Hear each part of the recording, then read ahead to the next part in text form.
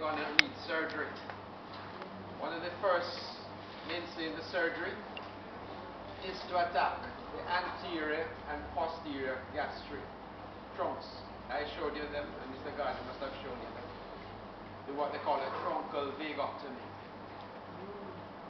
And when you do that, then the cholinergic stimulation to the parietal cells is gone. So we'd have been happy. We either reduce to normal or less gas excretion. But what else is lost? Right. You heard about the nerve of Latterji. Yes. When you do a truncal vagotomy, the nerve of Latterji is rendered incompetent. So you have to do a drainage procedure to allow the stomach to empty. No, Patrick, couldn't you mention this thing about the nerve of Latterji? Because that terminology, the nerve of Latterji, seems to be changing, shifting.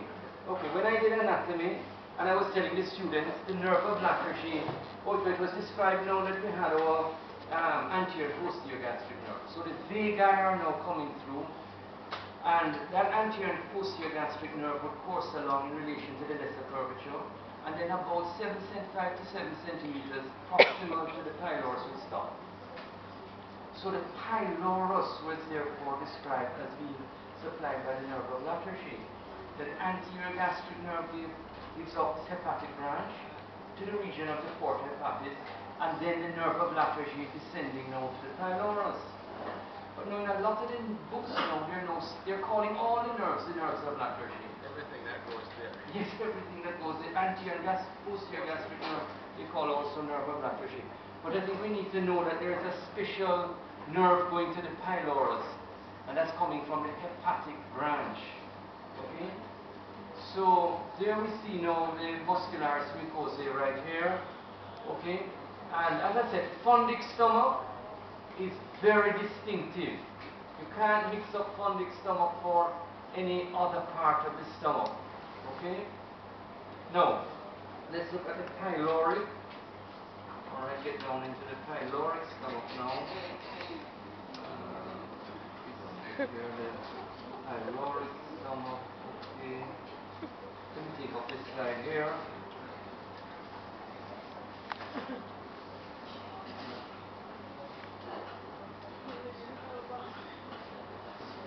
Now today, you must forgive me, has been a very crazy day. It has become a crazy day today because I was put down this evening to have 2 different labs at the same time. You know, Patrick? Yes. They had me down to do neuroanatomy, physical therapy, and to do what? Histology lab. And then I was told this morning that I had another lab, and then a meeting at 2 o'clock and a meeting at 5 o'clock. So when I was coming down off my home, I thought my head was going like crazy. Alright, so there we are now looking at this slide. This is going to lead us into the next class, and there we're seeing villi. Okay? So this is the presence of villi here. Alright, so okay, so this is stomach. That stomach there, this is the pylorus of the stomach right here.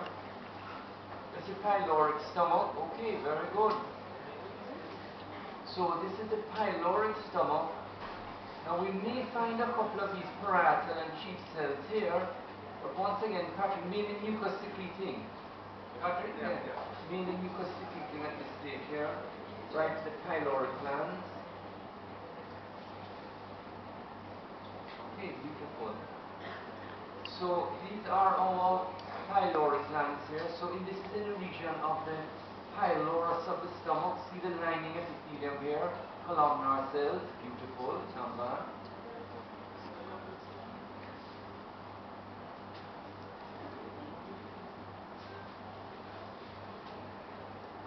Okay, so that's the lining epithelium. I don't know why I'm not they're not focusing so well. See what's happened. They're putting label on the wrong side of the slide. It's not green. Give me a minute again. Wait.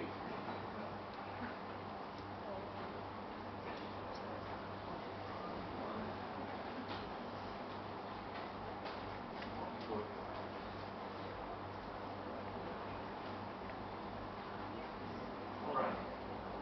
So, very good. We're right back at the same spot.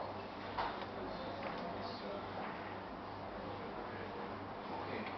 So this is in the region of the pylorus. These are the tall columnar cells that are we buck up in the lining of the stomach here. And this is now leading us down into the pyloric glands, mainly mucus secreting there. Alright. So, and then this is going to be, there's the underlining muscularis mucosae. So this is all the mucosa we're looking here at the level of the pylorus. Okay, let's go back to this line here. And when we go into the region of the pylorus here, and especially down here, we see that what? The smooth muscle becomes very well developed. And what you're looking at here is the pyloric sphincter. So one of the features we also see, especially as we're going now into the region of the duodenum, so that's still pyloric stomach right here. This pyloric stomach right here. All of this is pyloric stomach. One second. Yeah. Could you show the pyloric sphincter again? When you're finished, could you show the pyloric sphincter again? Yeah, man, sure. So this is all of it. So sexually, this is all. You need to look at a lower power for that. Alright. So the pyloric sphincter is.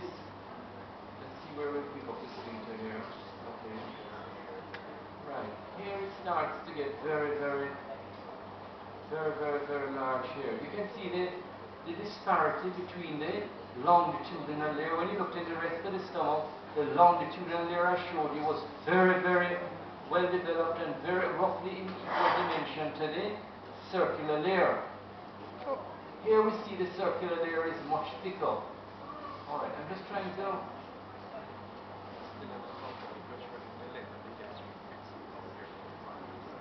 Right.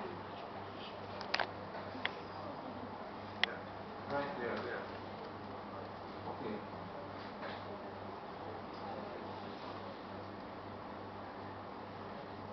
Now, Patrick, I have to watch this. Yeah. Just go and tell me there's not something serious there. Yeah, just 1 minute. Okay, what Mr. Gardner will come back and highlight to you is to compare the gastric pits. What is that? It's to compare.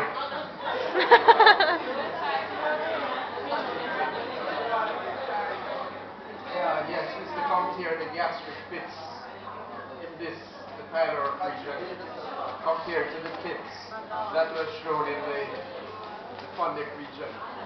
If you look at this from the surface of the epithelium to the base of the whole gland, are you looking? Thank you.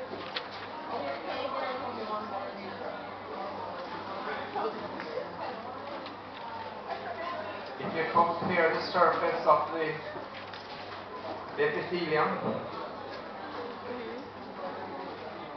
there to the base of the gland, you can see where the pits will extend to about halfway the distance. Sorry? Yeah, the gastric pits in the pylorus. You see they extend about This is for halfway down. anatomy, right? Whereas in the fundic region, where all this acid is, Yeah, the that's pits something do different. not extend down so deeply, about a third or a quarter of the way down. This is different. And probably this is a mechanism by the creator to have less acid getting down into the depths to create a problem. Needless to say, Mr. Gardner reminded you that there was not much, if any, of the parietal or the peptic cells in this vicinity. It's mainly mucus secreting for lubrication for the chine to go forward down into the duodenum.